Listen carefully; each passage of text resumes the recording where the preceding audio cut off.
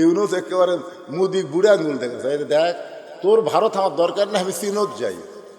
চীনত যায় ভাই, যে 30টা প্রকল্প বাঁধ লিয়াচ্ছে, এত কিছু লিয়াচ্ছে, বলছে না ভারতের মুদি গলা থাকবে। আবার লালমনিরহাটে এমন একটা বিমানবন্দর তৈরি করতেছে, বুঝলেন, ভারতও গ্রাস করতে, ভারতের যে 7 সিস্টার আছে ওটা সাইজ করতে বাংলাদেশের একদিনও লাগবে না। সোনাল্লা কন্যা কা এই হাসিনার হুমকি, খেঙ্গি কুত্তের হুমকি, ওরা লাভ আছে গেলে পাগলা। খেঙ্গি কুত্তা যখন হুমকি দেয় তখন কি করে, যে একটা বড় কুত্তা আসে 5 তলে নিয়ে আসবে, ধরে খান কথা ঠিক কিনা। হাসিনা হলো খেঙ্গি কুত্তে, ওর হুমকিত কাম হবে। ইউনুস যখন ক্ষমতায় বসলো তখন ভারত মনে করলো হাসিনা তো বাংলাদেশ আমাকে গোলাম বানাতে হয়ে গেছে রে। কিন্তু এই মরদ প্রথম খুবই হুমকি ধমকি দিল না, তখন ভারত দিল কি দিল না, পেঁয়াজ বন্ধ করে দেব, আলু বন্ধ করে দেব, চিনি বন্ধ করে দেব। ইউনুস দে দে,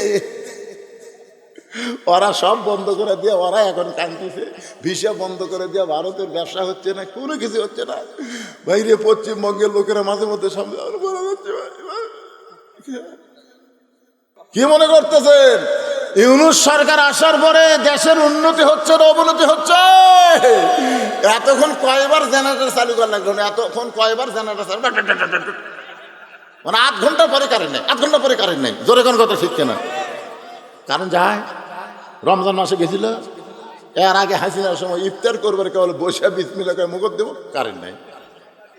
তারাবির যায় কেবল 4 রাকাত নামাজ হতে কারেন্ট নাই। সেহরির সময় পানি ভরে লিয়াচ্ছে, কারেন্ট নাই। কি শোনেন, মানুষ বুড়া হলে কাজ একটু ধীর গতিতে হবে। ওনার বয়স হলো 85 বছর, ধীর গতিতে কিন্তু সবাই ধরা পড়বি, আজও ধরা পড়ছে। ধরে কোন কথা ঠিক না? আস্তে আস্তে, ইন্নাল্লাহা মাস সাবিরিন, ধৈর্যশীলদের সঙ্গে আল্লাহ আছে বাজান। ওয়া যত মানুষ কথা কয় যে বোঝ বিষয়তে এত টেকাইলে কি করে রে, দেখবেন চাষটারে বসে গল্প করে, আরে এত টেকাইলে, এই টেকাইলে কি করে রে? আপনারা বলেন তো, এই কথা কিন্তু আজগুবি কথা।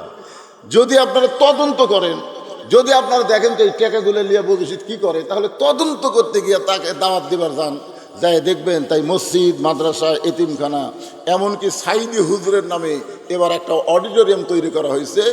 এইগুলো করতে গিয়ে পৃথিবীর কারো কাছ থেকে 1 টাকাও দান সদ্গা নেওয়া হয়নি। সমস্ত টাকা হলো আপনারা ওয়াজের পরে যে টাকা দেন, সেই টাকা দিয়ে আমি মসজিদ, মাদ্রাসা, এতিমখানা চালাই।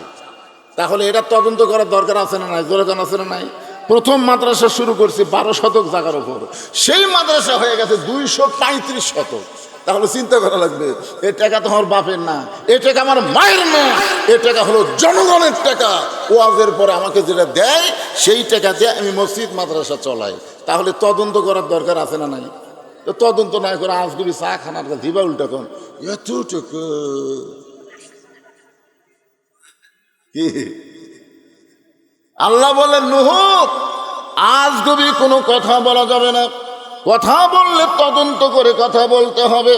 এবার নূহ নবী তদন্ত করতে গিয়ে দেখে বুড়ি তো দূরের কথা, বুড়ির ঝুবড়ি বাড়ি পর্যন্ত কিছুই হয়নি। বন্যার গজবে গোটা পৃথিবী ধ্বংস, অথচ বুড়ি তো দূরের কথা, বুড়ির ঝুবড়ি ভাঙ্গা বাড়ি পর্যন্ত কিছুই হয় নাই। নূহ নবী চমকে ওঠে ডাক দিলেন, বুড়িমা। সঙ্গে সঙ্গে বুড়ি টোপলা নিয়ে হাজির, টোপলা। তো নূহ নবী বলতেছেন, বুড়িমা টোপলা খেন, বলে সাইজ হয়ে বসে আছি, সাইজ হইয়া। ধরে কন কি হইয়া? আপনারা বলেন তো, নূহ নবী যেরকম বুড়িমাকে ডাক দিয়েছে, এরকম আল্লাহ কিন্তু আমাদেরকে মৃত্যুর জন্য ডাক দিবে। ধরে কোন কথা ঠিক কিনা? একটা গানও আছে, আপনারা শোনেননি? ডাক দিয়াছেন আল্লাহ আমারে, রইব না আর বেশি দিন তোদের মাজারে, চলতে পথে 2 দিন থামিলাম। চলার পথে কয়দিন? এ গান যদি আপনারা যুবকেরা গাও, এই যুবকেরা তো বহু গান গায়। এই বরবাদ সিনেমার শাকিব খানের গান গাইতে গাইতে পাগলা হয়ে গেছে। আরে পাগলা, ওলা গান না গায়া এই গান গাও, প্রত্যেক পরতে সব পাওয়া। তাহলে আমার সঙ্গে বলো, ডাক দিয়াছেন দয়াল আমারে, রইব না আর বেশি দিন তোদের মাজারে, চলতে পথে 2 দিন থামিলাম। যাবার কালে একজন আরো দেখা না পাইলাম, ও আমার সাদের মালা যায় রে ছিঁড়ে, রইব না আর বেশি দিন তোদের মাজারে। এই গানটা আমি খেয়াল করে দেখলাম হাসিনা যখন পলে যাচ্ছিল। আপনারা দেখছেন হাসিনা পলানোর একটা ভিডিও দেখছেন? হাসিনা তার বোন শেখ রেহানাকে নিয়ে যখন পলাচ্ছে, ওই সময় আমি ভিডিওটা খুব খেয়াল করে দেখলাম। হাসিনার বোন শেখ রেহানা নিচের দিকে তাকে হাঁটতেছে, মাটির দিকে তাকে হাঁটতেছে, আর হাসিনা খালি এইরকম। তখন হাসিনার মনের মধ্যে একটা গান হচ্ছে, চলতে পথে 2 দিন থামিলাম, যাবার কালে এক সামসারও দেখা না পাইলাম।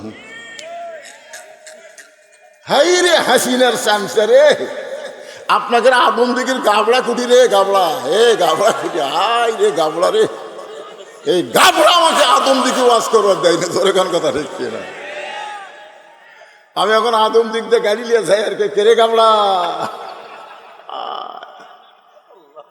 একটা চান্সও নেই। হাসিনা খালি চারিদিকে তাকার চোখের পানি বের করে বলে, যাবার কালে এক চান্সারও দেখা না পাইলাম। কি মনে করতেছেন ভাইজান?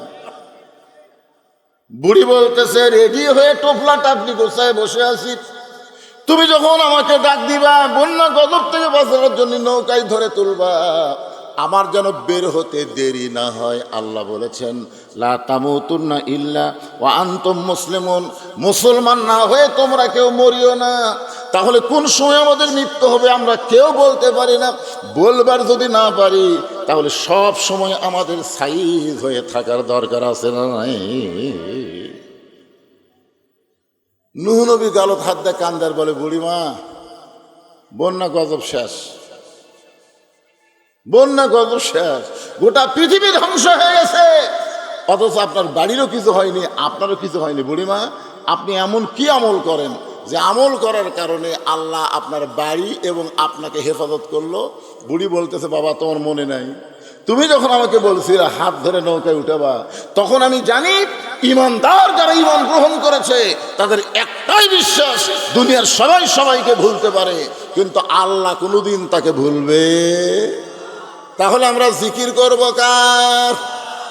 এরপরে আল্লাহ বললেন, অশকুরুলি ওয়ালা তাকফুরুন, শুকুর গুজার করতে হবে আল্লাহর। যারা আল্লাহর শুকুর গুজার করবে না, আল্লাহর শুকুর গুজার না করলে কুফরি হয়ে যাবে। জোরে কোন ঠিক কি না? এখন আপনারা বিশ্বাস করেন। এরপরে আল্লাহ বলতেছেন, ইয়া আইয়ুহাল্লাযীনা আমানুস্তাঈনু বিস-সাবরি ওয়াস-সালাহ ইন্নাল্লাহা মা'আস-সাবিরিন। এই ইমানদার বান্দারা, এই পিছনে যারা দাঁড়িয়ে আছো তোমরা কি ইমানদার না? এখানে আল্লাহ বলতেছেন ইয়া আইয়ুহাল্লাযীনা আমানু। খুব খেয়াল করেন, আপনারা যারা বসে আছেন এবং যারা দাঁড়িয়ে আছেন সবাইকে আমি বলবো, অনুরোধ করে বলতেছি, বসেন বসেন, জায়গা আছে তো, বসেন। বসবার করে সব পিছন দিকে যাই, যাও। ইমানদারকে লক্ষ্য করে আল্লাহ বলতেছেন, যারা আমাকে বিশ্বাস স্থাপন করেছো, আমি আল্লাহর কাছে যদি তোমরা কিছু পাবার চাও, তাহলে এমনি এমনি চাইলে হবে না, দুইটা মাধ্যম লাগবে, একটা হলো ধৈর্য আর একটা হলো নামাজ। কি তাহলে আমাদের ধৈর্য কম না বেশি? কম। 15.5 বছর হাসিনা ইচ্ছা মতো আমাকে চলাছে, আমরা কিন্তু ধৈর্য ধারণ করে বলছি, তোর বিচার আল্লাহ করবি রে, তোর বিচার আল্লাহ করবি রে, কর্নে কর্নে। এটা কি কম ধৈর্য নাকি? ইন্নাল্লাহা মা'আস-সাবিরিন, ধৈর্যশীলদের সঙ্গে কে আছে? আরো জোরে বলেন। আজকে এখানে ধৈর্য নিয়ে বসেন, ধৈর্য নিয়ে বসেন, দেখেন আল্লাহ আপনাদের কেমনে সাথে থাকে। কোরআনের আয়াত দিয়ে আমি আপনাদের দেখাই দেবো। এখন প্রথম কথা হলো, আল্লাহ ইমানদারকে লক্ষ্য করলেন, আমরা সবাই ইমানদার। সাহাবেরা জিজ্ঞাসা করলেন, ইয়া রাসূলুল্লাহ মা হুয়াল ঈমান, ঈমান সম্পর্কে আমরা জানতে চাই। আল্লাহ রাসূল বললেন, ইকরার বিল লিসান, তাসদীক বিল জানান, আমল বিল আরকান। এরই নাম হলো ঈমান। জবানে বলতে হবে লা ইলাহা ইল্লাল্লাহ, খালি জবানে বললে হবে না, এরপরে বলা হচ্ছে তাসদিক বিল জেনান, কলিজার মধ্যে ইমান। আচ্ছা, কলিজার মধ্যে যখন ইমান থাকে তখন সেই মানুষটার চরিত্র কেমন হয়? আমি একটা দৃষ্টান্ত দিব, মনোযোগ দিয়ে শোনা লাগবে। এটা কিন্তু 1000 বছর আগেকার কথা না, 100 বছর আগেকার কথা না, এটা হাসিনার সময়ের কথা, বেশি দিন আগের কথা না। লোকটার নাম হলো মীর কাসিম আলী। লোকটার নাম কি? মীর কাসিম আলী। উকিলের নাম হলো তাজুল ইসলাম। উকিল সাহেব এসে বলতেছে, স্যার আজকে রাত 12টায় আপনার ফাঁসি হবে। তাসদিক বিল জেনান মানে কলিজার মধ্যে ইমান থাকলে সেই লোকটার চাল চরিত্র কেমন হয় একটু খেয়াল করেন। বলতেছে, স্যার আজকে রাত 12টায় আপনার ফাঁসি হবে। তো মীর কাসিম আলী বলতেছে, উকিল সাহেব এখন কয়টা বাজে? তো বলতেছে, এখন বাজে রাত 9:30। তখন বলতেছে, আলহামদুলিল্লাহ আলহামদুলিল্লাহ, এখনো 2.5 ঘন্টা আছে। আপনার বলেন তো, 2.5 ঘন্টা পর যার ফাঁসি হবি সে আলহামদুলিল্লাহ কবি? তার ইমান তাকে বোঝা দিচ্ছে যে দুনিয়াতে আসা থাকার জন্য না, দুনিয়াতে আসলে যাওয়া লাগবে। তাসদিক বিল জেনান যখন কলিজার মধ্যে অর্জন হবে, সেই লোকটা দুনিয়ার পাগল হবে না, সেই লোকটা আল্লাহর পাগল হবে। জোরে কোন কথা ঠিক কিনা? বলতেছে 2.5 ঘন্টা পর আমার ফাঁসি হবে, খামাকে 2.5 ঘন্টা চেতন থেকে লাভ কি? আমি 2 ঘন্টা ঘুম পাড়ি, 2 ঘন্টা ঘুম পাড়ি। উকিল সাহেব, যদি আমি চেতন না পাই তাহলে তুমি আমাকে চেতন করো। আপনার বলেন 2.5 ঘন্টা পর যার ফাঁসি হবে, তাই বলতেছে খামাকা বসে থাকা লাভ কি? আমি 2 ঘন্টা ঘুম পাড়ি, যদি চেতন না পাই তাহলে তুমি আমাকে ডাক দিও। উকিল খেলো ওটমোট কামলা করে ফাঁসি হবি ওরি, আর ওই ঘুম পাড়বি, চেতন পাবি না, আমার ডাক দেওয়া লাগবে। উকিল মনে মনে চিন্তা করতেছে, ফাঁসির চিন্তায় লোকটা পাগল হয়ে গেছে, এর সাথে গল্প করে লাভ নেই। মনের দুঃখে উকিল তাজুল ইসলাম যখন বাইরে গেছে, রাত যখন 11:30, এমন সময় উকিল ফাঁসির কন্ডম সেলে ঢুইকে দেখে মীর কাসিম আলী নাক ডাকা ঘুম পাড়তেছে। আর মাত্র 8 ঘন্টা, 8 ঘন্টা পরে এই লোকটার ফাঁসি হবে, আর এই লোকটা নাক ডাকা ঘুম পাড়তেছে। সঙ্গে সঙ্গে পায়ের বুড়া আঙ্গুল ওলাইছে। মীর কাসিম আলী ঘুম থেকে চেতন পায়ের চুমকা বলতেছে, ভাই ফাঁসির সময় কি হয়ে গেছে? উকিল বলতে, স্যার এখনো 8 ঘন্টা আছে। আলহামদুলিল্লাহ। ওযু করে 2 রাকাত নামাজ পড়ে কোরআন থেকে সূরা মুলক আর মুজাম্মিল তেলাওয়াত করে ফাঁসির কন্ডম ছেলে সবচাইতে ভালো যে পাঞ্জাবি ছিল, সেই পাঞ্জাবি পরার পরে চিরুনি দিয়ে মাথা হাসরায় বলতেছে, উকিল দেখো তো আপনাকে আমাকে কেমন লাগতেছে। উকিল চোখের পানি বের করে কান্দে, স্যার আপনি কি শ্বশুর বাড়ি যাবে? এক্ষুনি আপনার ফাঁসি হবে, এখনই আপনার ফাঁসি হবে, আর আপনি সুন্দর পাঞ্জাবি গায়ে দিয়ে মাথা চুল হাসরায় বলতেছেন আমার কেমন লাগতেছে। মীর কাসিম আলী মুচকি মুচকি হাসে আর বলে, উকিল ফাঁসি হবে আমার আর তুমি কাঁদতেছো। তাসদিক বিল জেনান, কলিজার মধ্যে ইমান নিয়ে আমি ঘুমাইছিলাম, ওই ঘুমের ঘরে আল্লাহ পাক আমারে দেখাইছে অন্যায়ভাবে কাউকে যখন ফাঁসি দেওয়া হয় তার মৃত্যু হয় না, তার মৃত্যু হয় না। দুনিয়াতে ফাঁসি হবে, দেহ থাকবে দুনিয়ায়, আর প্রাণ পাখি যাবে ইল্লিন নামক জান্নাতের বাগানে। লিল্লাহ তাকবীর। ভাইজান, এরই নাম হলো তাসদিক বিল জানান। কলিজার মধ্যে যখন ঈমান আসবে, ওই ঈমানটা মানুষকে দুনিয়ার পাগল বানাবে না, আল্লাহর পাগল বানায় দিবে। জোরে কোন কথা ঠিক কিনা? আপনার বলেন তো, যত চেষ্টা করেন থাকতে পারবেন? চেষ্টা করেন না, 6 তলা 7 তলা 10 তলা বিল্ডিং বানায় খালি উপর দিকে তাকায়, খালি উপর দিকে দেখে, কি দেখিস রে? রড বার করে কিছু হুজুর দোয়া করবেন, 10 তলার ভিত দিছি 8 তলা হচ্ছে, আরো 2টা তলা করবার পারলি আমার শান্তি হুজুর।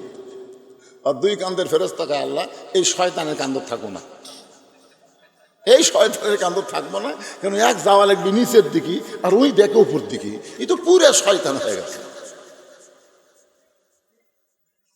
কলিজার মধ্যে যখন ঈমান থাকবে, এই মানুষটা কোনো সময় উপর দিকে তাকাবে না, নিচের দিকে তাকায় তাকায় হাঁটবে। জোরে কোন কথা ঠিক কি না? এরপরে রাসূল বললেন, আমল বিল আরকান, ঈমান অনুযায়ী আমল করা লাগবে। আমাদের বাংলাদেশে মানুষ নামাজ পড়ে কিন্তু যখন তাকে পড়া দরকার তখন তাকে পড়ে না। আল্লাহ রাসূল বলেছেন 7 বছর থেকে নামাজের তালিম দাও। কয় বছর? আর 10 বছর থেকে জোর করে নামাজ ধরাও। আপনি যদি আপনার সন্তানকে 7 বছর থেকে নামাজের তালিম দিতেন আর 10 বছর থেকে জোর করে যদি নামাজ ধরাবার পারতেন, ইন্নাস সালাতা তানহা আনিল ফাহশাই ওয়াল মুনকার, একমাত্র নামাজই পারে যাবতীয় বেহুদা খারাপি কাজ থেকে বাঁচায় দিতে। আজকে দেখেন তো আপনার ছেলেদের দিকে তাকে দেখেন তো, আপনি এই ভুল করার কারণে আপনার ছেলের সাইজ দেখছেন। ঈদুল ফিতরের দিনে 128 জন ছেলে মোটর সাইকেল অ্যাক্সিডেন্ট করে মরে গেছে। আমি একদিন ঈদের পরের দিন আমার মাহফিল নগাঁও ছিল, আমি এই রাস্তা আসার সময় দেখি কতগুলো ছেলে মোটর সাইকেল চালাচ্ছে। আমি বললাম এই শালাকের পাশাত কি গুড়া কিরমি হবে নাকি? এই শোনেন, আপনি বাবা, আপনার ছেলেকে আপনি দেখবেন না? রাসূল বলেছেন 7 বছর থেকে নামাজের তালিম দাও, 10 বছর থেকে জোর করে নামাজ ধরাও। আপনার ছেলেদেরকে মেয়েদেরকে যদি আপনি 10 বছর থেকে নামাজ ধরাবার পারতেন, আপনাকে আর কোনো টেনশন করা লাগতো না। আল্লাহর কোরআনই বলেছে ইন্নাস সালাতা তানহা আনিল ফাহশাই ওয়াল মুনকার, একমাত্র নামাজই পারে মানুষকে যাবতীয় খারাপি থেকে বাঁচাই দিতে। আমল বিল আরকান, ইমানের 1 নম্বর আমল হচ্ছে নামাজ পড়া। যার নামাজ নাই তার ইমান নাই। মনোযোগ দিয়ে শুনবেন, লা সলাতা লা ইমানা, যার নামাজ নাই তার কি নাই? লা সলাতা লা দীনা, যার নামাজ নাই তার কোনো ধর্ম নেই। বাইনাল আবদি ওয়াল কুফরি তারকুস সালাত, বান্দার কাফের মধ্যে পৃথক করার জিনিসটার নামই হলো নামাজ। এবার আসেন, কোরআনের আয়াত হলো আস্তাইনু বিসসবরি ওয়াস সালাহ ইন্নাল্লাহা মাআস সাবিরিন। যদি আল্লাহর কাছে আমরা কিছু পাবার চাই তাহলে কয়টা জিনিস লাগবে? আপনার কি বিরক্ত হচ্ছেন? তাহলে 2টা জিনিস লাগবে, একটা হলো ধৈর্য আর একটা হলো নামাজ। আপনারা বলেন তো কোন জিনিসের মধ্যে আমাদের ধৈর্য কম?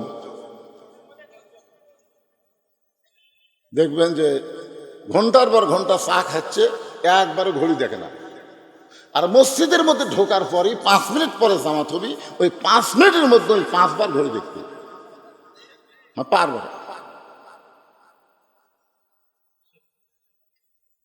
আরে ভাই এখনো 3 মিনিট, আজ ঘড়ি লড়তেছে না রে, আজ ঘড়ি।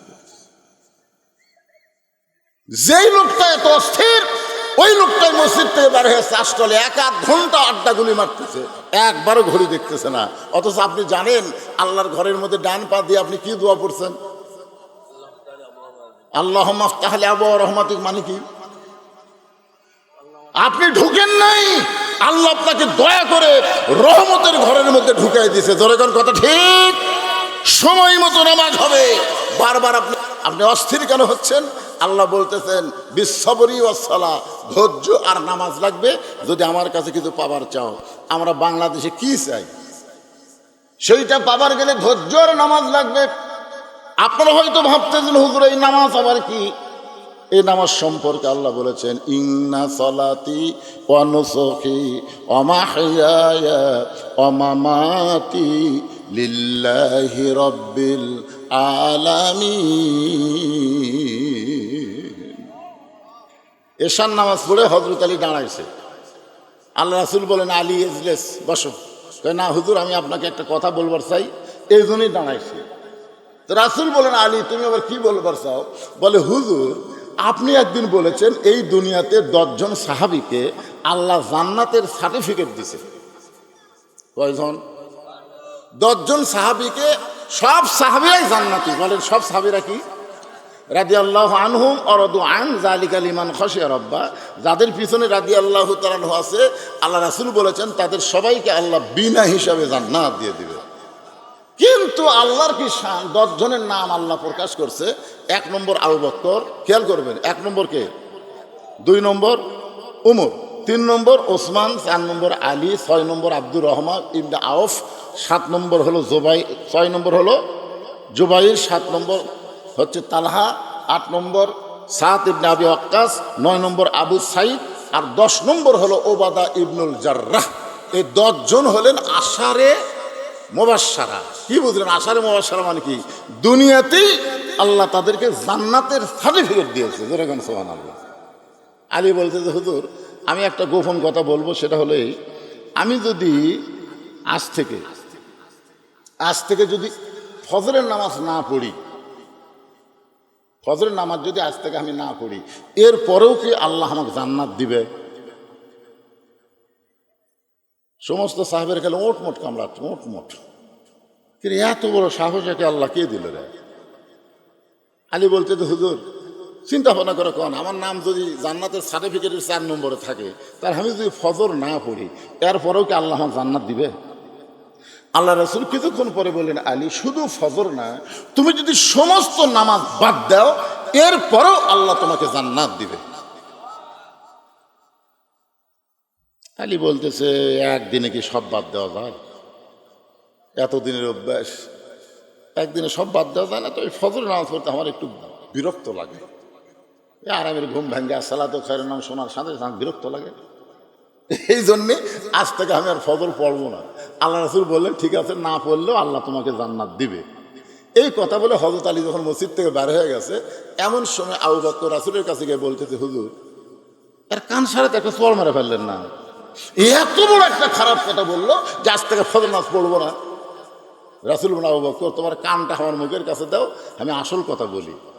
আবু বকর রাদিয়াল্লাহু যখন নবীর মুখের কাছে কান দিয়েছে, নবী ফিসফিস করে বলতেছে, নামাজ যদি জান্নাতের জন্য হয় তাহলে আলী নামাজ বাদ দিবে, আর নামাজ যদি আল্লাহর জন্য হয়, আমি রাসূল বলতেছি গোটা দুনিয়া বাদ দিলেও আলী এক ওয়াক্ত নামাজ বাদ দিবে না। এখন তুমি বলো আবু বকর, নামাজ কি জান্নাতের জন্যে না আল্লাহর জন্যে? তো বলতেছে আল্লাহর জন্যে। তা আলী কি বলছে? নামাজ না পড়লে যদি জান্নাতে যাওয়া যায়, পড়বো না। হযরত আলী তাড়াতাড়ি বাড়ির দরজায় গিয়ে ডাক দিলেন, হাসান হোসেনের মা, রে নবীর মেয়ে ফাতেমা। সঙ্গে সঙ্গে ফাতেমা দরজা খুলে চমকে গিয়ে বলতেছে, আসসালামু আলাইকুম। আলী বলতেছে, আমার মনে নাই রে। কি মনে নাই কন্ত? আল্লাহ রাসূল বলেছেন যে তোমরা পুরুষ মানুষ কোন জায়গা থেকে যখন আসবে, বাড়িতে এসে সর্বোত্তম তোমরা সালাম দিবে, আসসালামু আলাইকুম ইয়া আহলাল বাইত। সালাম দেওয়ার সঙ্গে সঙ্গে ওই বাড়ির উপরে আল্লাহর অবারিত রহমত বর্ষণ হবে। তাহলে সুবহানাল্লাহ বলে হবে না? আপনারা কি দরজার সালাম দেন? যে স্বামী স্ত্রীর মধ্যে সালামের আদান প্রদান আছে, ওই স্বামী স্ত্রীর কোনোদিন তালাক হবে না। যে স্বামী বউরে সালাম দেয়, বউ স্বামীরে সালাম দেয়, ওই স্বামীর বাপ মায়ের বিরুদ্ধে কোনোদিন বউ কথা বলবে না, কোনোদিন কথা বলবে না। কিন্তু আমাদের সালাম কালাম নাই, খালি বউ খালি কানের মধ্যে বীজ ঢুকে দেয়, তোমার মা ভালো না, তোমার বাপ ভালো না। কি আজ থেকে সালাম দেওয়া শুরু করবেন? ফাতেমা বলতেছে, আসসালামু আলাইকুম। আলী বলতেছে, আর মনে নেই। ফাতেমা বলতেছে, সারা জীবন আপনি দরজা এসে আমাকে সালাম দেন, আর আজকে সালাম বাদ দেওয়ার কারণ কি? আলী মনে মনে ভাবতেছে, আজকে ঈশান ফজর নামাজ বাদ দিবার চাচ্ছি, তাই বলে কি আমার সালাম আল্লাহ কাড়ে নিল রে? হযরত আলী ফাতেমাকে বুকের মধ্যে নিয়ে বলে, ফাতেমা আজকে আমাকে যেন ফজরে আজান শোনার পরে ডাক দিও না। হযরত বেলাল যখন আজান দিবে, ওই আজান শুনে যেন আমাকে ডাক দিও না। আমি নবীর কাছে বলে আইছি, আজ থেকে আর আমি ফজরের নামাজ পড়বো না, কারণ নামাজ না পড়লেও আল্লাহ আমাকে জান্নাত দিবে। ফাতেমা মুস্কি মুস্কি হাসতেছে, কারণ ফাতেমা হযরত আলীকে চিনে। প্রত্যেকটা বিবি তার স্বামীকে চিনে। জোরে কোন চিনি কি চিনে না? আমি কত বড় হুজুর, এটা আপনারা কেউ বলতে পারবেন না। এটা জানে হলো আমার বউ।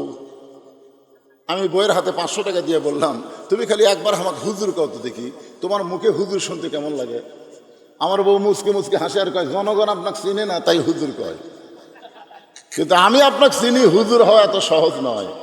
তাহলে আমাকে সবচাইতে যিনি বেশি চিনে, তিনি কে? জোরে বলেন না কেন? তিনি কে? তিনি আমার বউ। তাহলে হযরত আলী যখন বলতেছে, আজকে ফজরের নামাজে আমাকে ডাক দিও না, ফাতেমা মুসকি মুসকি হাসতেছে। মুসকি মুসকি হাসার কারণ হলো, একদিন আল্লাহ নবী ফাতেমার ঘরের মধ্যে ঢুকে, ফাতেমা ঘরের কোনায় ছোট বাচ্চার মতন কাঁদতেছে। রাসূল ফাতেমার কাছে গিয়ে বললেন, মা তুই এইভাবে কেন কাঁদতেছিস? ফাতেমা বলে, বাবা দুনিয়াতে কি কোনো ধনু যুবক ছিল না যে যুবকের সঙ্গে আপনি আমাকে বিয়ে দিতেন? বাবা এমন একটা গরিবের সঙ্গে আমার বিয়ে দিলেন, আমার সকালবেলা খাবার থাকলে রাতের বেলা থাকে না, রাতের বেলা কোনোদিন যদি খাবার পাই দিনের বেলা থাকে না, এই কষ্টের জীবন আমি আর সইতে পারি না। সঙ্গে সঙ্গে রাসূল বললেন, ফাতেমা তুই কি জানিস মা, আমি সত্যিই দুনিয়ার যুবকদের সঙ্গে তোকে বিয়ে দিবার চাইছিলাম, কিন্তু ধনী যুবক কাছে আসার পরেও আল্লাহ তাআলা আলীর ব্যাপারে ঘটকালি করেছে। এখন বল ফাতেমা, আল্লাহ যদি আলীর ব্যাপারে ঘটকালি করে তখন আমি নবী কি করব? সঙ্গে সঙ্গে ফাতেমা বলতেছে, বাবা আল্লাহ যদি আলীর ব্যাপারে ঘটকালি করে থাকে তাহলে শত কষ্টের মধ্যেও আর আমি কষ্ট পাবো না। রাসূল বলেছে, ফাতেমা তোর একটা কথা বলি। বলে কি কথা? হলো যে আল্লাহর পরে কাউকে যদি সেজদা দেওয়ার হুকুম থাকতো তাহলে প্রত্যেকটা বিবিকে বলতাম স্বামীর পায়ে সেজদা করো। ফাতেমা আল্লাহর পরেই আলী হচ্ছে তোমার কাছে সব চাইতে দামি। দলে কান সুবহানাল্লাহ। সেদিন থেকে ফাতেমা বুঝবার পারছে তার স্বামী সাধারণ কোনো মানুষ নয়। বলে ঠিক আছে, ফজর নামাজ যখন পড়বেন না তাহলে আপনাকে আদর করে আমি ঘুমাইয়ে দেই। এতদিন বালিশের ওপর মাথা দিয়ে হযরত আলী ঘুমাইছে, আর সেই রাত্রে ফাতেমা উরাতটাকে বালিশ বানায় দিয়া স্বামীর চুলের মধ্যে হাত দিয়ে বিলকি কাটতেছে। এক সময় হযরত আলী ঘুমায় গেছে। হযরত আলী যেই মাত্র ঘুমাইছে, ঘুমের মধ্যে যখন অচেতন, কিছুক্ষণ পরেই হযরত আলী ঘুম থেকে লাফ দিয়ে উঠছে। ফাতেমা বলতেছে, স্বামী গো আপনি না কইলেন ফজরের নামাজ পড়বো না, আজান দিলেও যেন ঘুম থেকে ডাক না দেই, তাহলে আপনি কেমনে চেতন পাইলেন? আলী বলতেছেন, ফাতেমা ফজরের নামাজ না হয় পড়বো না, কিন্তু তাই বলে তাহাজ্জুদের নামাজ আমি ছাড়বো না। লিল্লাহি তাকবীর। আল্লাহ রাসূল বলেছেন 5 ওয়াক্ত নামাজ হলো ইবাদত। এ মনোযোগ দিয়ে শোনেন, আস্তাইনু বিসসবরি ওয়াস সালাহ, ধৈর্য আর নামাজ। মনোযোগ দিয়ে শোনেন, 5 ওয়াক্ত নামাজ হলো ইবাদত আর তাহাজ্জুদের নামাজ হলো মহব্বত। সাহাবারা জিজ্ঞেস করলেন, হুজুর মহব্বত আর ইবাদত এই দুইটার মধ্যে তফাৎ কি? এদিকে চিল্লাচিল্লি কে করে? বাচ্চা কাচ্চারা। ওই পার কি মেয়ে মানুষ আছে? যে বাচ্চারা চিল্লাচিল্লি করতেছে ওই বাচ্চারা হলো সিজার করা। যখন কি করা? সিজার করা বাচ্চারা অস্থির হয়। কারণ নর্মালি বাচ্চা হলে সেই বাচ্চা অস্থির হয় না। কি জন্য হয় না কোন? তো মানে জন্মের সময়ই তার জন্ম হয়, যখন জন্মের সময় সে জন্ম নেই, কিন্তু যখনই সিজার করবি পেট কাটা দেখে আর ঘুমই ভাঙেনি। ডাক্তারে কয় 2 দিন পরে এমনি জন্ম হতো রে, এখন পেট কাটলাম কি হলো? তখন আর এক ডাক্তার কয় পেটের মধ্যে বাইর করে একটা ঘুরেন দাও। তখন ছোটো বাচ্চাকে পেটের মধ্যে বাইর করে পা ধরে এইরকম একটা ঘুরেন দেয়, বুঝছেন, চেতন করার জন্য। ওই ঘুমের ঘরে করে এই যে একটা স্কিওর মারে, ওই কারণে ওর মাথার ব্রেনটা কি হয় অস্থির হয়ে যায়। আর অস্থির হওয়ার কারণে দুনিয়াতে মোবাইল ছাড়া ভাত খায় না, মোবাইল ছাড়া ওর কান্না বন্ধ হয় না। ধরে কোন কথা ঠিক কিনা? এই সিজার করা গুলো চিল্লাচ্ছে, সিজার করা। এই স্টেজের উপর যে কয়টা আমরা বসে আছি আমরা সবাই হলাম নর্মাল, আমরা কিন্তু সিজার না। আমার দাদি আমাকে বলছে, ভাই তোকে মায়ের পেট থেকে বাইর করে দেয়, তোর মাথা লম্বা হয়ে গেছিল রে, পরে তোর মাথা থাবড়ে থাবড়ে আমরা গোল করছি, দেখছেন? কি বলবো প্রসবের কথা, মা বিনে সেই ব্যথা কেউ তো বুঝিবে না, মাজন ঠেকিয়া সন্তানের দায়, অকালে মা মারা যায়, কেন সে মায়ের ভক্তি করবা না, এমন দরদি ভবে কেউ হবে না আমার মা গো। মারে মা, ও মা, বাচ্চা নরমালি হবে মা, তাহলে অধৈর্য হওয়ার কারণে এই সিজার করা। আর সিজার করবার গেলে ওই পেটকে লাড়ে মেয়া ডাক্তার, একটা মরদ মানুষ ডাক্তার, কোন জায়গায় বাচ্চা আছে কুটি কাটা লাগবে লেড়ে ছেড়ে। এই আপনার স্মরণ নাই, আপনার বইয়ের পেট একটা মরদ মানুষ লাড়া কাটতেছে না কিছু। সিজার করানো, সিজার করানো, সিজার করলে মায়ের ক্ষতি, সিজার করলে বাচ্চার ক্ষতি। একটু মনোযোগ দিয়ে শোনেন, 5 ওয়াক্ত নামাজ হলো ইবাদত, আর তাহাজ্জুদের নামাজ হলো মহাব্বত। সাহাবারা জিজ্ঞাসা করলেন, হুজুর ইবাদত আর মহব্বতের তফাৎ কি? রাসূল বলেন, ইবাদতের বিনিময়ে মানুষ জান্নাত চায়, আর মহব্বতের বিনিময়ে মানুষ আল্লাহ চায়। এক বান্দা আছেন আমাদের সেজদায়, তাহাজ্জুদের কোন নামাজ, আল্লাহ ডাক দেয় বলে, তুই যতই নামাজ পড় আর সেজদা কর, তোর ঠিকানা হলো জাহান্নাম। যেই বলছে তুই যতই নামাজ পড়ার সেজদা কর, তোর ঠিকানা হলো জাহান্নাম, ওই বান্দা সেজদা থেকে মাথা তুলে বলতেছে আলহামদুলিল্লাহ আলহামদুলিল্লাহ। আল্লাহ কয়, কেরে পাগলা, তোকে জাহান্নাম দিলাম, তারপরে তুই আমার শুকর আদায় করতেছিস? সেজদাকারী বলতেছে, আল্লাহ আমি তো ইমানের কারণে জানি জান্নাতেরও মালিক তুমি, জাহান্নামেরও মালিক তুমি। তুমি জাহান্নাম বানায় সেই জাহান্নাম যদি আমাকে দাও, আমার আপত্তি করে কোনো লাভ আছে? তুমি আমাকে জাহান্নাম দিবে, আলহামদুলিল্লাহ। তাও তো আমি বলতে পারবো আমার জায়গা আছে রে, আমি তাও বলতে পারবো আল্লাহর জাহান্নামে আমার জায়গা আছে। তুমি যদি বলতে জাহান্নামও নাই জান্নাতও নাই, তাহলে যাবো কোথায়? আল্লাহ বলে, পাগল জাহান্নামে গেলে তুই পুড়ে যাবি, তোর কষ্ট হবে। পাগল বলতেছে, আমার জাতির পিতা হযরত ইব্রাহিম নমরুদের চুলা যখন জ্বালাইছিল আগুনে ফেলে দেওয়ার জন্যে, আপনি আগুনের চুলাকে শান্তির বাগান কেন বানাইছেন? আল্লাহ বলে, ইব্রাহিমের কলিজায় আমার মহব্বত ছিল। সেজদাকারী বলে, আল্লাহ তাকায় দেখো, আমার কলিজায় তোমার মহব্বত, তুমি আমার জাহান্নাম দিলে কি হবে? আমি জাহান্নামেও তোমাকে সঙ্গে করে রওনা দিব। আল্লাহ বলে, পাগল রে, আমার মহব্বত নিয়ে কেউ যদি জাহান্নামেও যায়, আমি জাহান্নামকেও জান্নাত বানায়া দিব। হযরত আলী ওযু করে তাহাজ্জুদের নামাজ আদায় করলেন।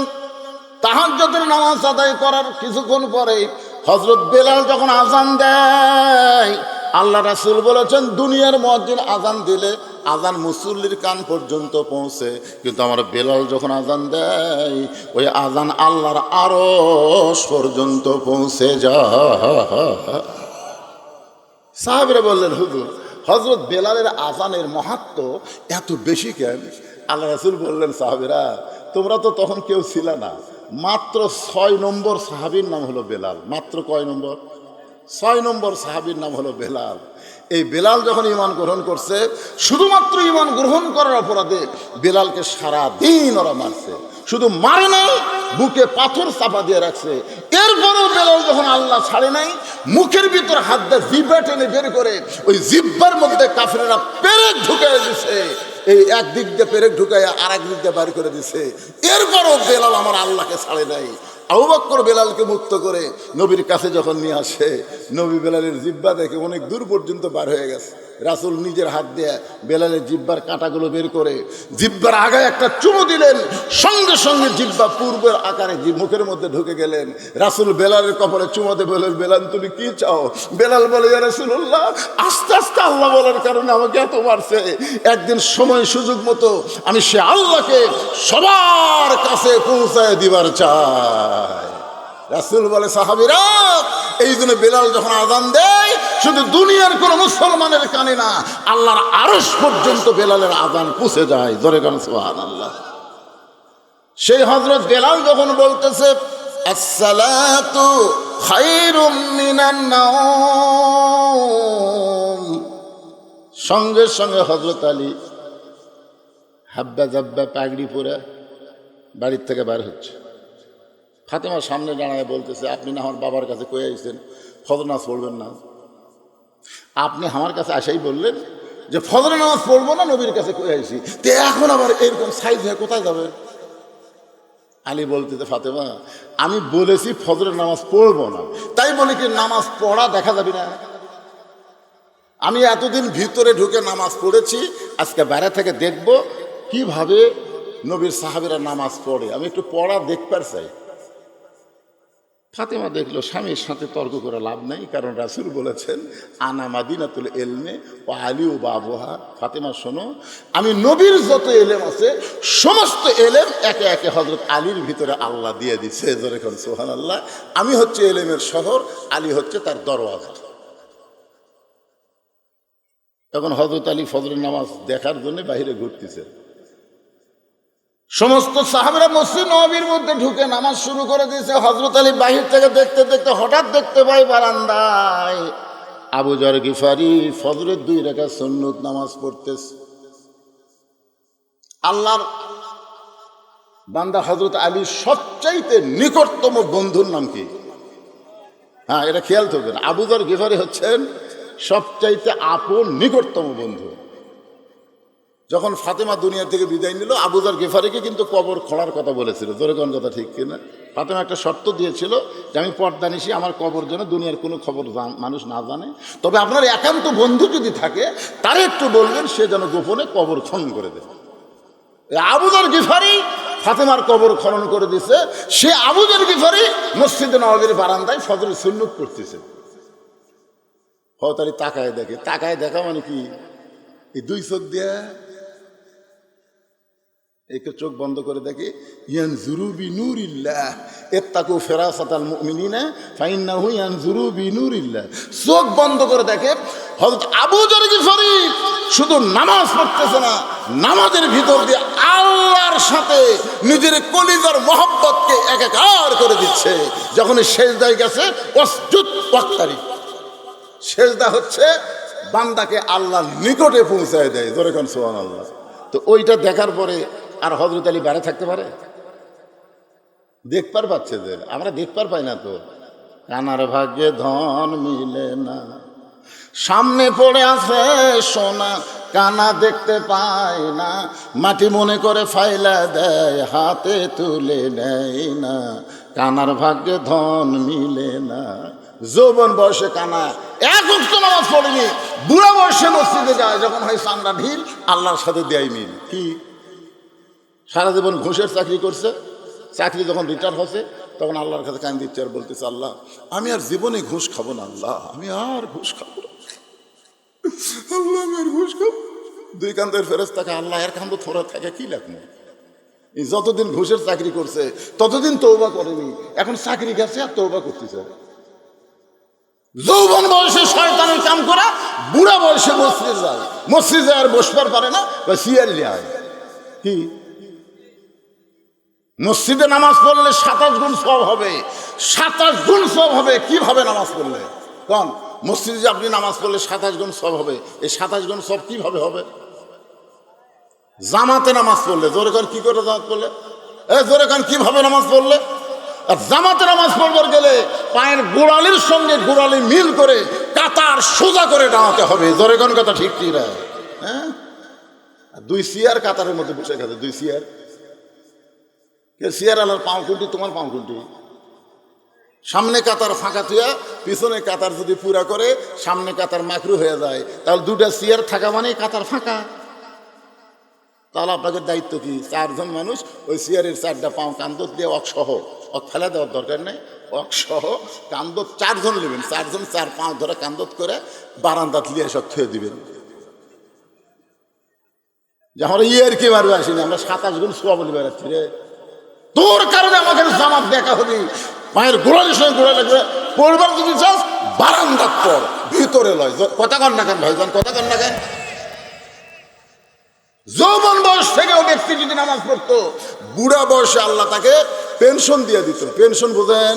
যে লোকটা 60 বছর সরকারি চাকরি করে, বুড়া বয়সে তাকে চাকরি করা লাগে, বসে থেকে পেনশন খায়। তো 60 বছর পর্যন্ত 5 ওয়াক্ত নামাজ জামাতে আদায় করছে। এখন যদি জামাতে নামাজ পড়বে না পড়ে, অসুস্থ হওয়ার কারণে যেখানেই নামাজ পড়বে আল্লাহ পেনশনের সওয়াব তার আমলনামায় দিয়ে দিবে। দরকার কথা ঠিক কিনা? একটু মনোযোগ দিয়ে শুনবেন। আবু যর গিফারির কাছে হযরত আলী দাঁড়ায়া ফজরের 2 রাকাত সুন্নত নামাজ আদায় করছে।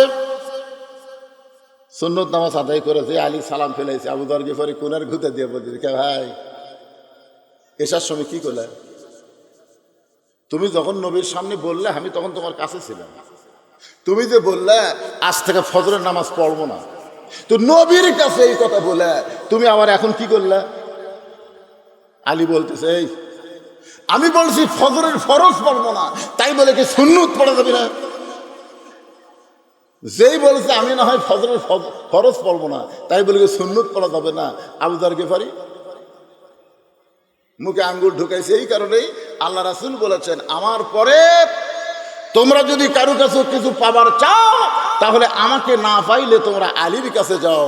প্রত্যেকটা সাহাবী বিশ্বাস করতেন ইসলামী ভার্সিটির প্রিন্সিপাল হচ্ছেন আল্লাহর নবী, আর ভাইস প্রিন্সিপাল হলো হযরত আলী। ধরে কান সুবহানাল্লাহ। আপনারা ইসলামের খেলাফতের নিয়মটা দেখবেন। আল্লাহ রাসূল যখন মদিনার রাষ্ট্রপতি ছিল তখন শিক্ষামন্ত্রী ছিলেন হযরত আলী। সুবহানাল্লাহ না কেন? ধর্মমন্ত্রী আবু বকর, অর্থমন্ত্রী ওসমান, আইনমন্ত্রী ওমর। গেল আবু বকর রাদিয়াল্লাহু যখন মদিনার খলিফা ছিলেন তখন শিক্ষামন্ত্রী হচ্ছেন হযরত আলী। সুবহানাল্লাহ না কেন? উমর ফারুক যখন মদিনার খলিফা তখন শিক্ষামন্ত্রী হলেন হযরত আলী। ওসমান গনি যখন মদিনার খলিফা তখনও শিক্ষামন্ত্রী হচ্ছেন হযরত আলী। মানে শিক্ষামন্ত্রী আলী থাকা অবস্থায় অন্য কাউকে দেওয়া হয়নি, কারণ সবচেয়ে বেশি শিক্ষা যার মধ্যে ছিল তার নামই হচ্ছে হযরত আলী। আর আমাদের বাংলাদেশের শিক্ষামন্ত্রীকে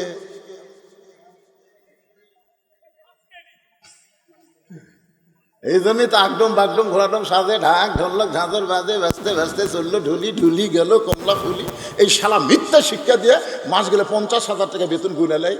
আর জালিকাল কিতাবুল আরাই ভাবে হুদালিল মুত্তাকিন, এই হাফেজে মাদ্রাসার শিক্ষা দিয়ে মাস গেলে কেশিয়ারের দিকে তাকা থাকে। চাচা চাচা 30 দিন ইন্নাল্লাহা মা সাবিরিন, ধৈর্যশীলদের সঙ্গে আল্লাহ থাকে। ও তো খাই খাই করতে পারে। হায় হায় রে, মাস গেলে 10,000 টাকা হাদিয়া দেয়, তাও আবার খাই খাই। কি ভাই রে, দোয়া করেন। সব দেখা হলো শেষ। আগামীতে দেখবো কোরআনের বাংলাদেশ। কোরআন দিয়ে যখন বাংলাদেশ চলবে প্রত্যেকটা প্রাইমারিকে হাফিজি মাদ্রাসা বানানো হবে। জোরে গান কথা ঠিক কিনা? খায়রুকুম মান তাআল্লামাল কুরআন ওয়া আল্লামা। ওই ব্যক্তি সবচাইতে দামি সম্মানী যে কোরআন শিখেছে, অপরকে কোরআনের শিক্ষা দেয়। মিথ্যা শিক্ষা দিয়ে তোমরা মাস গেলে 50,000 টাকা বেতন পাও, আর আল্লাহর কোরআনের সুন্দর শিক্ষা দিয়ে তাদের বেতন নাই কেন? একজন কত ঠিক, বাদ বাকি কি ব্যাঠি? খালি মোরা দেখেন, মোরা দেখেন। আপনার বেটা যদি কবরের পাশে দেয় বলে আইরে আইটিয়ে নায়ে ভরা দিয়ে নালে গেল বোয়াল মাসে তাই না দেখে বোধর নাচে। রাস্তাকে আল্লাহ বাপের কবরের পাশে কি করতে চায়? যেটা পড়িছে সেটাই পড়তেছে, যেটা পড়িছে সেটাই পড়তেছে। আর যদি আপনার বাচ্চা আপনি মরে যাওয়ার পরে কবরের পাশে গিয়ে সূরা ফাতিহা তেলাওয়াত করে, সূরা ইখলাস তেলাওয়াত করে, দরুদ শরীফ তেলাওয়াত করে, আস্তাগফিরুল্লাহ তেলাওয়াত করে, যদি চোখের পানি বের করে বলে রব্বানা যালামনা রব্বিরহামহুমা কামা রব্বায়ানি সগীরা, ফেরেশতা বলে আল্লাহ কি করব? আল্লাহ বলে কবরের মধ্যে দেহ থাকবে, আর পাখিটাকে আমি আল্লাহ ওই ইল্লিন নামক জান্নাতের বাগানে রেখে দিলাম। শিক্ষামন্ত্রী হযরত আলী, একটু মনোযোগ দিয়ে শুনবেন। বিরক্ত হচ্ছেন? আবু যর গিফারি মুখে আঙ্গুল দিছে, বাবা আর কোনো কথা লাভ নেই, কি বলতে কি ভুল হয়। কারণ আল্লাহ রাসূল দুনিয়া থেকে বিদায় নেওয়ার পরে প্রত্যেকটা সাহাবী হযরত আলীকে ওস্তাদের মতন সম্মান করতেন। আপনারা বলেন তো, ইসলামে ওস্তাদের সম্মান কম না বেশি? এবারে মুরব্বীকে রাগ করে গেল নাকি ওরা? হ্যাঁ, আচ্ছা ঠিক আছে, যান, আবার আশা লাগবে কিন্তু না। খুব ভালোই লাগতেছে। একটা দৃষ্টান্ত শোনেন। নাম হলো নোমান ইবনে সাবেত, মাদ্রাসাত পড়ে। নাম কি? নোমান ইবনে সাবেত মাদ্রাসাত পড়ে, মরুভূমির দেশে মাদ্রাসা। ওস্তাদ একদিন নোমানের পায়ের দিকে তাকে তাকে জুতে নেই। ওস্তাদ কাইকে এই রোদের ভিতরে মরুভূমির বাইরে দল উত্তপ্ত হয়ে যায়, খালি পায়ে যাওয়া আসা করে। সেই মাদ্রাসা ছুটি হলে তুই আমার কামরার যাস তো। মাদ্রাসা যেই ছুটি হচ্ছে নোমান ইবনে সাবেত হুজুরের কামরায়। হুজুর চৌকির তল থেকে একটা পুরাতন জুতা বের করে বলতেছে, এই জুতা আগে আমি পাঁয়ের দিতাম বাবা, আর আমি পাঁত দেই না, এটা তোরে দিয়ে দিলাম, এটা পাঁত দিয়ে যাওয়া আসা করিব। তাও ওই উত্তপ্ত বালিকার তাপ তোর পায়ের তালুজ লাগবে না। ওস্তাদ নোমান ইবনে সাবেতকে পুরাতন কাফনের জুতা দেওয়াতে নোমান ইবনে সাবেত জুতা দুইটা হাতের মধ্যে নিয়ে যায় আর চিন্তা করে, যেই জুতা হুজুর পায়ে দিছে সেই জুতা যদি আমি পাঁত দেই তাহলে হুজুরের সঙ্গে বেয়াদবি হবে। ইসলামে ওস্তাদের সম্মান আছে না নাই? বাড়িতে গিয়ে জুতা দুইটা পরিষ্কার করে ওই জুতার কাপড় খুলে নোমান ইবনে সাবেত মাথার টুপি বানাইছে। পরদিন সেই টুপি মাথার দিয়ে মাথার সাথে আইসা আল্লাহর কোরআন শরীফ বুকের মধ্যে নিয়ে ওস্তাদ খালি পায়ের দিকে তাকায়, কে রে আমার পুরাতন জুতা দিকে তুই ফেলে দিস, আমার পুরাতন জুতা দেখে তুই ঘৃণা করে পাওয়ার দেশ নি, মনে মনে জবান খুলে বলে নোমান মাদ্রাসা ছুটি হলে তুই আমার কামরাত যাবি। যেই মাদ্রাসা ছুটি হয়েছে নোমান ইবনে সাবেত কামরায়, ঘরের মধ্যে ঢোকার সঙ্গে সঙ্গে চামড়ার চাবুক দিয়া পিটন শুরু। মারতে মারতে মারতে নোমানের চামড়া কাইটা রক্ত দিয়ে জামা ভিজে যায়। ওস্তাদ এক সময় বলে, বেটা রে, আমার হাতে যদি টাকা থাকতাম তোরে নতুন জুতা আমি কিনে দিতাম, কিন্তু পুরাতন জুতা দিছি বলে তুই জুতা ফাইলা দিয়া ঘৃণা করে জুতা পায়ে দিসনি, এই জন্যই তোকে এত মারতেছি, তুই যে কিছুই বলিস না। নোমান ইবনে সাবেত বলে, হুজুর আপনি শুধু আমার পায়ের দিকে তাকান, একটাবার কি আমার মাথার দিকে আপনি দেখবেন না? ওস্তাদ মাথার দিকে তাকায় দেখে নোমান ইবনে সাবেত ওই জুতার কাপড় দিয়ে টুপি বানাইছে। ওস্তাদ বুকের মধ্যে চাপটে ধরে বলে, বাবা রে, একটাবার যদি আমারে বলতা যে হুজুর জুতার কাপড় দিয়ে মাথার টুপি বানাইছি, তাহলে তোর তো এত মারতাম না। নোমান ইবনে সাবেত বলে, হুজুর কয়েকদিন আগে আমি স্বপ্নে দেখলাম আল্লাহর কোরআন শিখতে গিয়া ওস্তাদের হাতে যত জায়গায় ছাত্র পিটন খাবে, ওই জায়গায় জাহান্নামের আগুন কোনোদিন লাগবে না। হুজুর আমাকে আরো মারেন, আমাকে আরো মারেন। আল্লাহর কোরআন পড়তে পড়তে জাহান্নামের আগুনকে আমার বড় ভয় লাগে। আল্লাহর কোরআনের ওসিলায় আল্লাহ যেন আমাকে জান্নাত দিয়ে দেয়। ওস্তাদ বুকের মধ্যে নিয়ে বলে, নোমান রে, আমি ওস্তাদ হয়ে দোয়া করলাম আল্লাহ যেন জগৎ বিখ্যাত আলেম তোরে বানায় দেয়। ওই নোমান ইবনে সাবেত হলেন ইমামের আজম আবু হানিফা। এখন বলেন, ইসলামে মাদ্রাসায় ওস্তাদের সম্মান আছে না নাই? দরকার আছে না নাই? হযরত আলী বলতেছে, আবু জার, আমি এশার নামাজ সময় নবীকে বলেছি আমি ফজরের নামাজ পড়বো না, তাই বলে কি ফজরের সুন্নত পড়া যাবে না? সঙ্গে সঙ্গে আবু জার মুখে আঙ্গুল দিছে যে শিক্ষিত মানুষের সঙ্গে তর্ক করা যাবে? যাবে নাকি? হযরত আলী সম্পর্কে রাসূল বলেছেন, আনা মাদিনাতুল ইলমে ওয়া আলী বাবুহা। তিনি কত বড় শিক্ষিত ছিলেন। ওমর ফারুক যখন মদিনার খলিফা ছিলেন তখন হযরত আলী ছিলেন শিক্ষামন্ত্রী। ওমর ফারুক একবার জেরুজালেমে গেছিলেন, আপনার ইতিহাস সবাই জানেন। রাখালকে উটের পিঠে চড়ে দিয়েছেন, আর ওমর ফারুক রশি ধরে জমিনে দাঁড়িয়ে আছে। জেরুজালেমের খ্রিস্টানরা মনে করলো যেই জেরুজালেম নিয়ে এখনো ফিলিস্তিনের উপরে কিন্তু নানা রকম নির্যাতন হচ্ছে। জোরে কোন কথা ঠিক কিনা ভাই রে? জেরুজালেমের খ্রিস্টানরা মনে করলো উটের পিঠে যিনি বসে তিনি হলেন খলিফা, আর রশি ধরে যিনি জমিনে দাঁড়িয়ে আছেন তিনি হলেন রাখাল। এই জন্য জেরুজালেমের লোকেরা আভ্যর্থনা করার জন্য একটা চকিয়া এনে উটের গায়ের সঙ্গে লাগাই দিয়া একজন হামাগুড়ি দিয়ে বললেন, আমির আল মুমিনিন, মুসলমানদের আমির, আপনার উটের পিঠ থেকে যদি নামতে কষ্ট হয় চকিয়ার উপরে পা দেয়া, তারপরে পিঠের উপরে পা দিয়ে আস্তে করে নামেন। রাখাল ছোট বাচ্চার মতন কান্না শুরু করেছে। জেরুজালেমের খ্রিস্টানরা বলে, কান্দেন কেন? বলে, কান্দার কারণ হলো তোমরা হযরত ওমরকে চিনো না, আমাকে ওমর মনে করে তোমরা সম্মান দাও, কিন্তু নিচে দড়ি ধরে যিনি দাঁড়িয়ে আছে তিনি হলেন হযরত ওমর। খ্রিস্টানরা বলে, এটা কেমনে হয়, এটা কেমনে হয়? রাখাল উটের পিঠে আর অর্ধ পৃথিবীর খলিফা জমিনে রশি ধরে দাঁড়ায়া।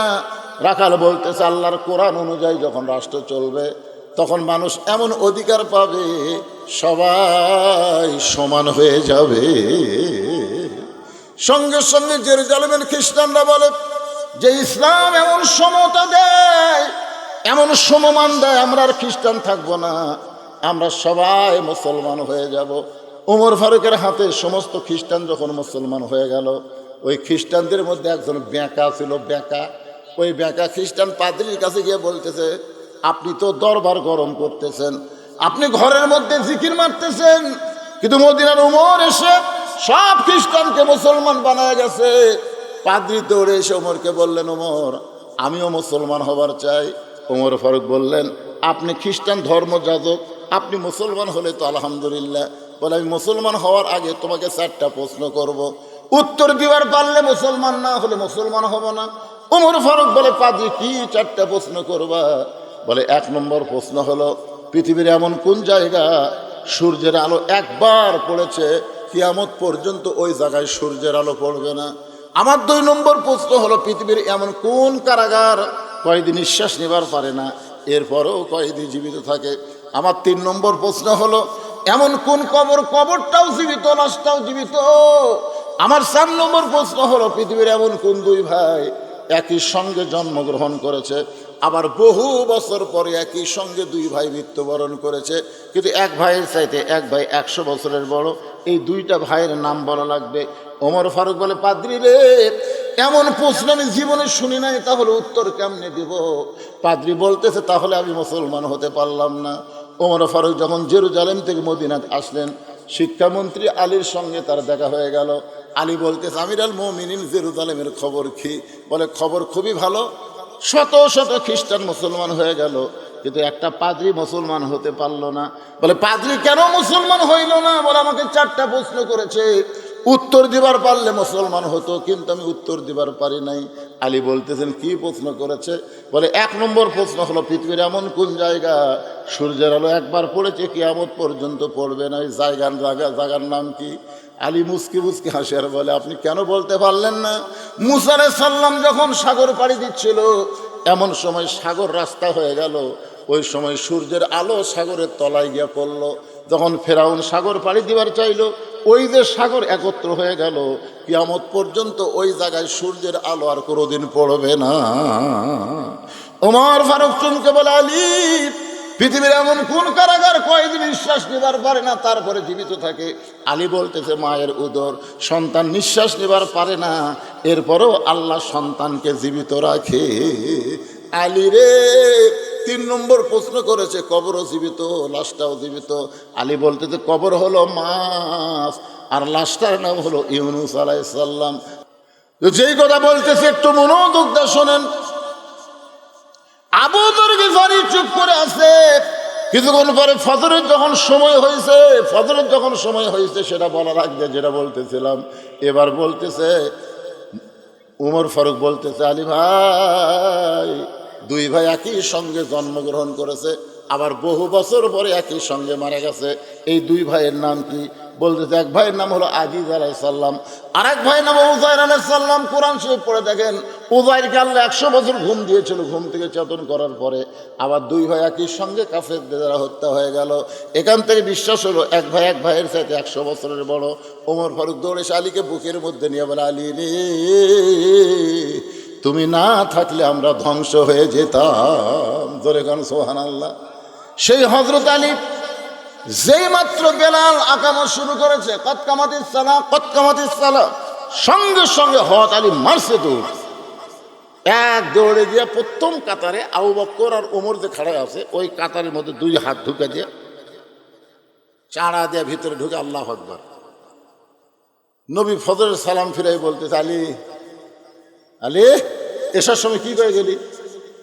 তুই এসার সময় বলে গেলি ফজরের নামাজ পড়বো না, আবার সামনে কাতারে তুই দেখতে পাই আবু বকর খালি মুখের তলে হাত দিয়ে মুসকি মুসকি হাসতেছে, কারণ আবু বকরকে আল্লাহ রাসূল আগেই বলে দিয়েছে, ধরে কোন কথা ঠিক কিনা?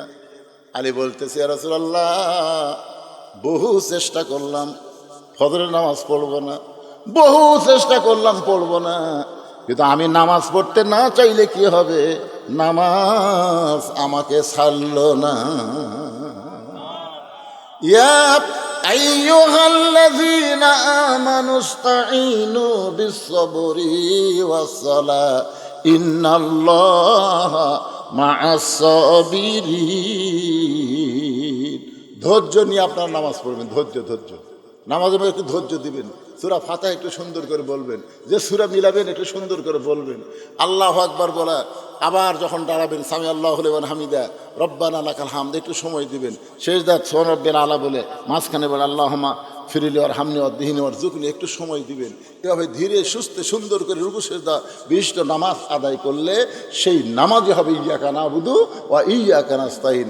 আমরা যা চাই কিছুই চাই না, আল্লাহ তোমার হেদায়েত চাই, আর হেদায়েতের বিনিময়ে তুমি আমাকে হয়ে যাও, তুমি আমাকে হলে তুমি কি দিবা দাও। জোরে কোন সুবহানাল্লাহ। আল্লাহ আমাদের সবাইকে কবুল করুক, ফজরের নামাজ জামাতে আদায় করার তৌফিক দান করুক।